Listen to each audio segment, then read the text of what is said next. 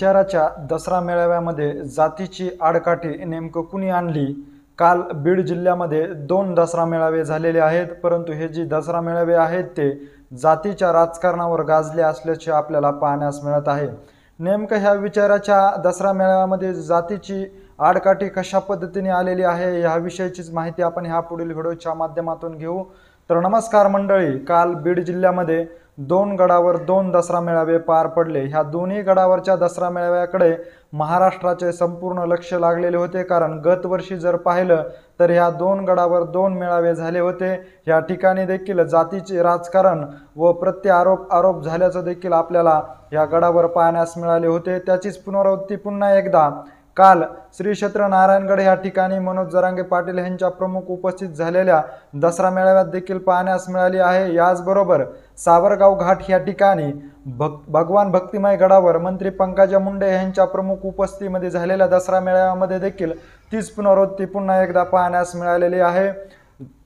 दसऱ्याच्या सणानिमित्त विचाराची देवाणघेवाण करून आपल्या मनात असलेल्या रावणाची प्रवृत्तीचं दहन करण्यासाठी हा दसरा मेळाव्याचे आयोजन केले जात असल्याचं सांगितलं जात आहे।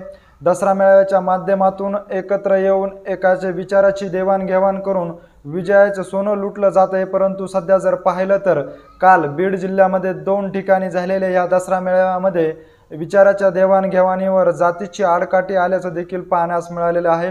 काल सावरगाव घाट या ठिकाणी मंत्री पंकजा मुंडे यांच्या प्रमुख उपस्थितीमध्ये दसरा मेळावा पार पडला। या दसरा मेळाव्यामध्ये माजी मंत्री धनंजय मुंडे आणि पंकजा मुंडे यांचे भाषण जोरदार झाले असून या जोरदार भाषणामध्ये जातीचे राजकारण आल्याचं देखील आपल्याला पाहण्यास मिळालं आहे। कारण सध्या महाराष्ट्रामध्ये पाहिलं तर मराठा विरुद्ध ओबीसी असा संघर्ष होत असतानाच यामध्ये मराठा विरुद्ध वंजारी असा संघर्ष देखील पेटला आहे।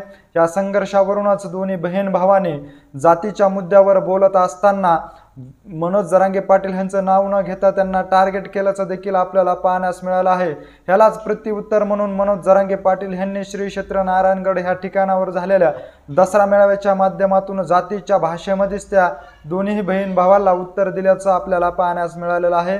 दोन्ही गडावर जी दसरा मेळावे झालेले आहेत या दसरा मेळाव्याच्या माध्यमातून विचाराची देवाणघेवाण होणं गरजेचं असताना मात्र विचाराच्या देवाणघेवाणीवर जातीची आडकाठी आल्याचं आपल्याला ह्या दोन्ही दसरा मेळाव्याच्या माध्यमातून पाहण्यास मिळालं आहे। सध्या हे दोन्ही दसरा मेळावे जे आहेत ते जातीच्या राजकारणावर गाजले असल्याचं आपल्याला पाहण्यास मिळालं आहे। कारण एकीकडे मराठा समाजाला ओबीसीतून आरक्षण मिळावं ह्यासाठी मनोज जरांगे पाटील हे गेल्या 2 वर्षापासून लढा उभारत आहेत। त्यांच्या लढ्याला यश आलं असून राज्य सरकारने हैदराबाद गॅजेट लागू करण्याचं आश्वासन दिल्याच्या नंतर काल दसरा मेळाव्याच्या माध्यमातून पंकजा मुंडे यांनी निजाम काळातील गॅजेटनुसार मराठा समाजाला आरक्षण दिलं जात आहे, ते आरक्षण मान्य नसल्याचं देखील सांगितलं जात आहे। आमच्या ताटातलं इतरांच्या ताटात जर जात असेल तर आम्ही शांत कसे राहू असं देखील वक्तव्य त्यांनी ह्यावेळी केल्याचं आपल्याला पाहण्यास मिळालं आहे।